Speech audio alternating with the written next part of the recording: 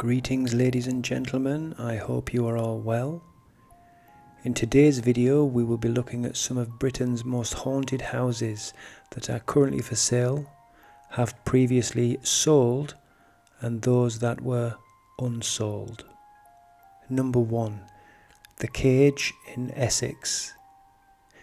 This 2-bedroom cottage in Clacton-on-Sea, Essex, has a very spooky history and is said to be one of Britain's most haunted houses. The Cage was originally used as a prison for medieval witches hundreds of years ago in England and served as a holding cell for the infamous local witch Ursula Kemp, who was held at the Cage until she was tried, convicted and subsequently hanged for witchcraft in 1582. The Cage was converted into a residential property during the mid-1800s.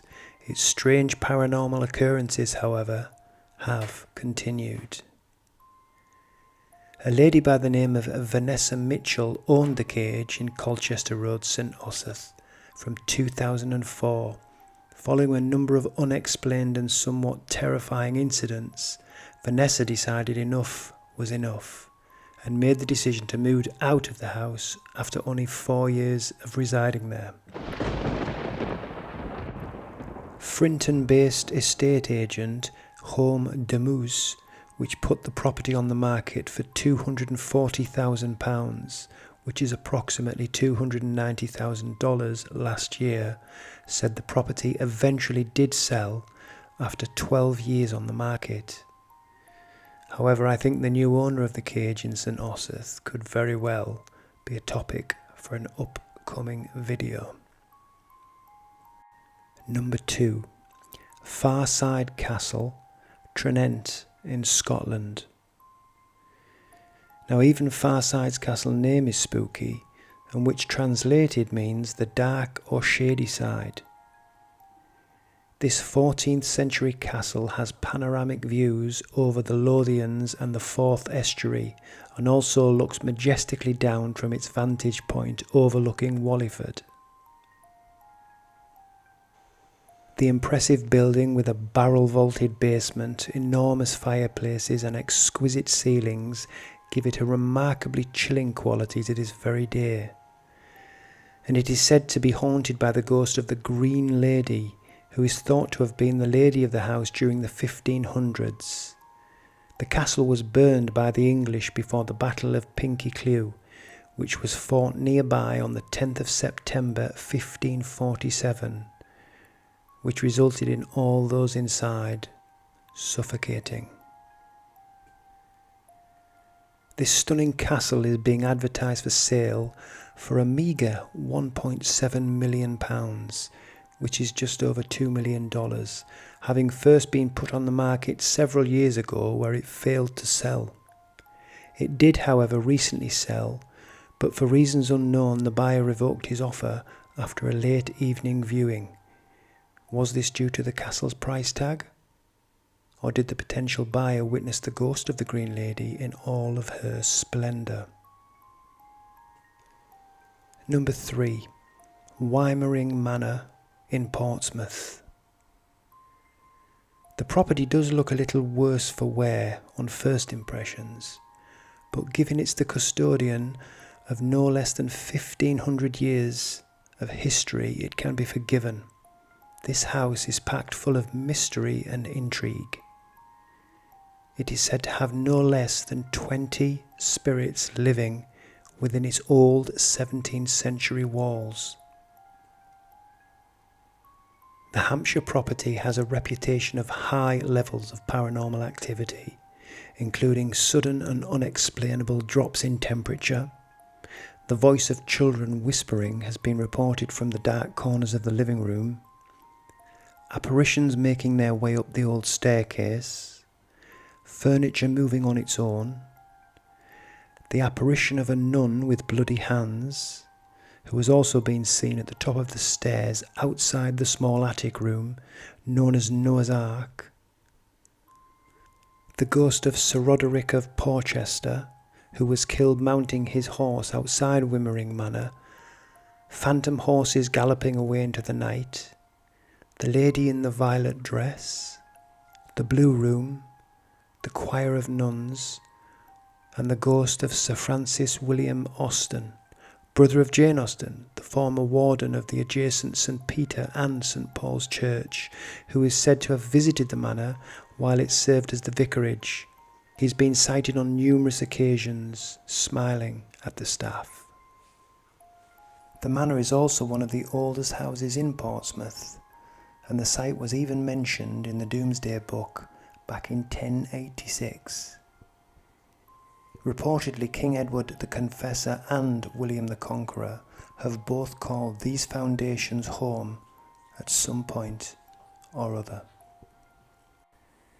This 10-bedroom manor house, which has been used as a youth hostel, a monastery and a vicarage, was put up for sale for £375,000, approximately $454,000, by Portsmouth City Council in 2010. As it failed to sell, the asking price was reduced to £280,000, approximately $339,000, but again, it failed to sell. In the end, Portsmouth Council chose to give away the manor house after potential buyers were put off by its hauntings and paranormal activity. Number 4. Loftus Hall, County Wexford, Ireland. Arguably Ireland's most haunted house, Loftus Hall, situated on the Hook Head Peninsula in Wexford. The property, which has 22 bedrooms, 97 windows, and sits on 63 acres of land with access to a private beach, and also holds the mantle of Ireland's most haunted house. Loftus Hall dates back to 1350. However, in the mid-1700s, the devil is said to have visited the mansion and shot up through the roof in a ball of flames. The 14th century mansion's reputation as a spine-chilling adobe dates back to the mid-1700s, and according to legend, a dark stranger approached the hall on Wexford's Hook Peninsula during a severe storm looking for shelter. He was taken in by the Tottenham family, who were living at the hall at the time, and a young lady, Anne Tottenham, is said to have fell head over heels in love with him. However, one night during a card game, Lady Anne is said to have dropped a card on the floor, and when she went to retrieve it, she noticed the stranger had cloven hoofs instead of feet, which, as we all know, is a sign of the devil. She is said to have spent the rest of her life locked in the hall's tapestry room after apparently going mad, and her ghost is said to still haunt the many rooms and corridors of the large mansion. A local priest was brought in to exorcise the tapestry room. However, he was unsuccessful in his many attempts. The spooky goings-on at Loftus Hall, which was built in 1350 and renovated back in the 1870s, has also been a home for nuns, a school for girls, and a hotel since 2011. And a portrait of Henry Loftus, who was the first Loftus to live at the hall, is situated on one of the many long and dark corridors. And it is said that his eyes actually move and watch you walking along those very same long, dark corridors. Will the paranormal activity continue after its new owners are installed? I am sure time will tell. Number 5. Four Winds in Wexford.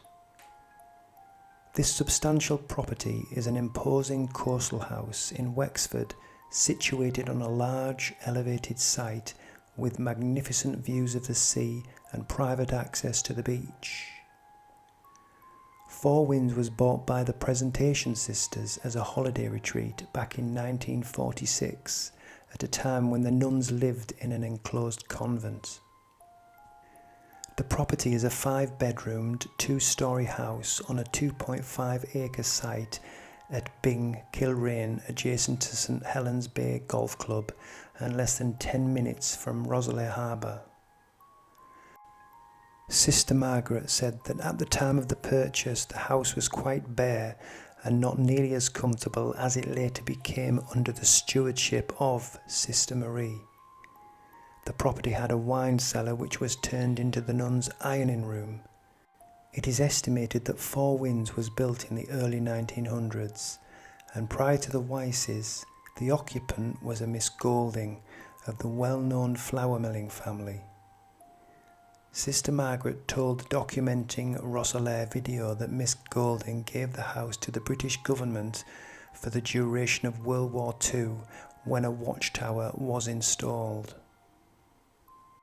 And there has been many numerous sightings of ghostly nuns both in and around the property, even though no nuns have visited for many years now. One particular report is of a young nun who gazes out of one of the upstairs windows, holding a candle in her left hand. The property went on the market in 2022 with a guide price of €700,000, approximately £609,700, or $739,585.